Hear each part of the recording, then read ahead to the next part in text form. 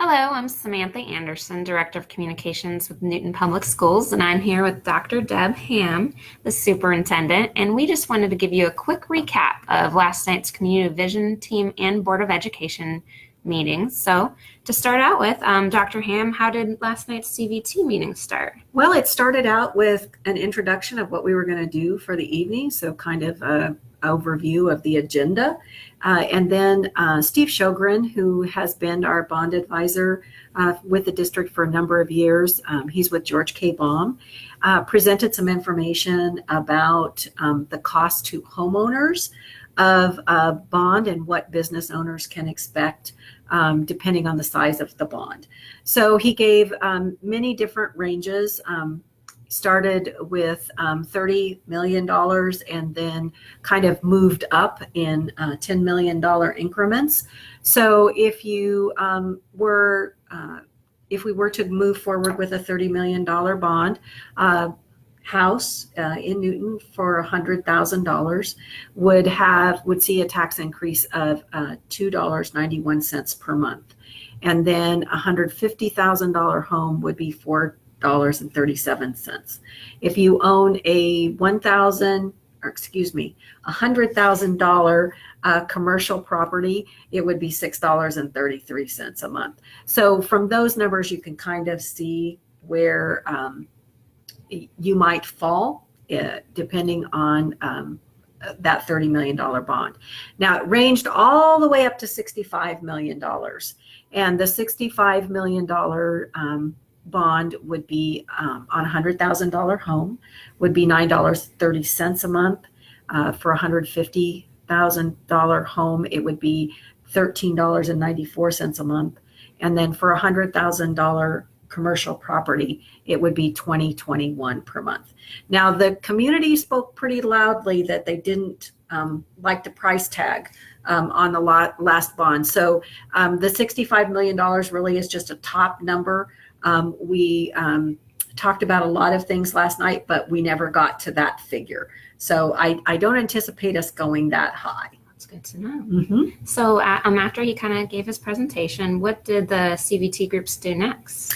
The CVT groups then broke into groups. So we were sitting at 4 different tables, and there were about 6 to 7 people at each table. And each table had in front of them the different projects that could be included in a bond project. So for example, whether or not we're renovating certain sections of the high school, whether or not we're redoing the HVAC, whether or not we would be building new space, new tornado space, that kind of thing. So there were different, almost like puzzle pieces, only they weren't really shaped like puzzles. So we did that, and we looked at those, and each table discussed what they would like to see or what they felt were the priorities for the renovation of the high school. Then from that point, we moved into looking at what we might do or what might be some solutions for the middle level. So grades 5 through 8, looking at Santa Fe and also at Chisholm. And so what could we do for those 2 groups? And when we finished, then each group reported out. So there was probably about a 45-minute time frame when the groups were just working, and then they reported out to the whole group. And part of what we reported out were the things that we wanted that were priorities for our table in each project, and then what the total cost was for those for the things that we thought were priorities. And is there like they're just early calculations and mm-hmm. people just doing math, right. on paper in their head, but was there like a general number range or anything like that? Right.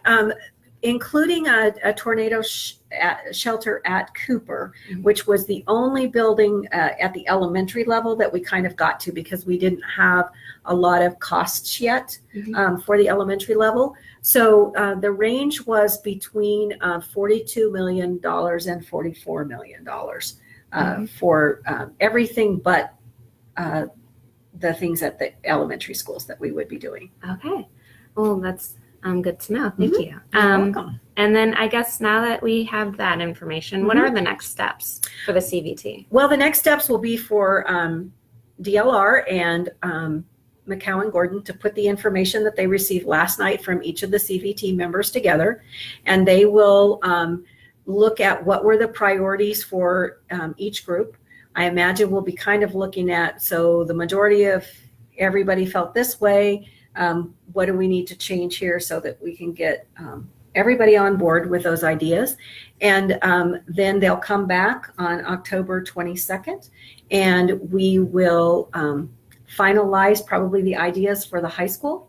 And then we will move from that to looking at the elementary levels. I mean, that's kind of where I'm thinking right now that our next steps will be, but they will process all the information that we're giving them last night and then come back and we'll deal with the next piece of the pie, so to speak. There's a lot of information to process. Then we had our Board of Education meeting. We kind of started it out in a fun way. The kindergarten teachers from South Breeze, they brought these motor bins, and they even had some students come to kind of show what they were all about. Can you just explain what motor bins are and what they work on? Well, it was really very interesting for me because I had read their application. They applied for a grant through the endowment board, and they wanted to do motor bins.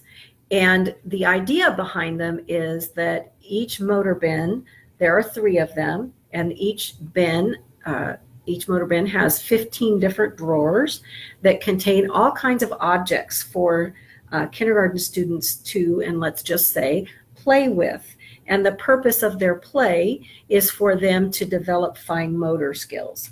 So in some of the bins, there might be something with zippers in them. It might be something with buttons. It might be something that a student would play with tactily, like there's a special kind of I'm going to say Play-Doh, but it's not Play-Doh because it is stiffer than Play-Doh, and I don't remember the name of it, but it's stiffer so that they have to really work their hands to develop their muscles in their hands. And the purpose for these things is for them to enjoy developing their fine motor skills so that they're able to hold crayons, they're able to hold pencils and scissors appropriately in school, because all of those kinds of things are really important for them to be able to do for their academics later on. All right, and then after that, they kind of got back to business. So what are some other things that they either talked about or, they decided last night at the board meeting? Well, it was a great meeting for donations from our community.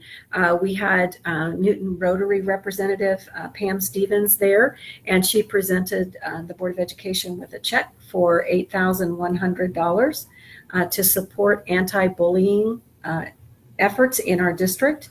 And the proceeds of that have come from the Birdies Against Bullying, golf tournament that we help sponsor with Newton Rotary. I think it's going to be in June this next year. It's kind of changed around, but it's in the summer months.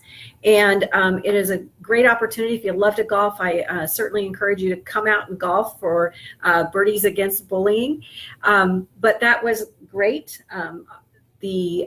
We have a group, a task force that's working on that now. And so they're setting up for speakers and different activities that our students and teachers will participate in this school year. So that was a great thing.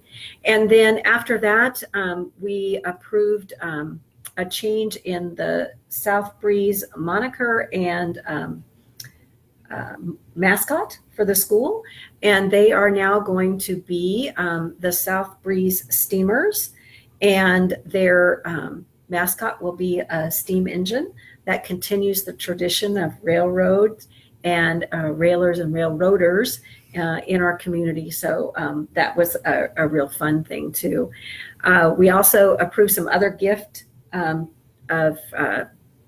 financial gifts from members of our community, including Millennium Machine, which has been a great partner with the CTE program out at Newton High School, and have done a lot of things over the years. But this year, they are providing a check for $5,000 for that program. And again, those contributions are so appreciated. Also, Northridge PTO donated $1,856 for some math support to software for the students at Northridge. So we're always very appreciative of the work of our PTOs and PTAs in the community that help support our schools. Thank you, Dr. Ham. Mm-hmm. And as always, if you have any questions, feel free to leave them in the comments section. We'll get to them as soon as possible. And again, in 2 weeks, we have another pair of meetings, another CVT and Board of Education meeting on October 22nd, but there is a slight change. The Community Vision Team meeting will actually be at the high school. That's right. So the members can kind of see what they've been talking about, get a bigger picture, a better picture. And since we'll be there, we're going to open it up to you guys. If you feel like you'd like a tour, feel free to comment to us or message us, and we'll try to arrange that for you so you can see it as well. So that would be a great opportunity. And then after that, around 7, we'll head back to the district office and have our Board of Education meeting.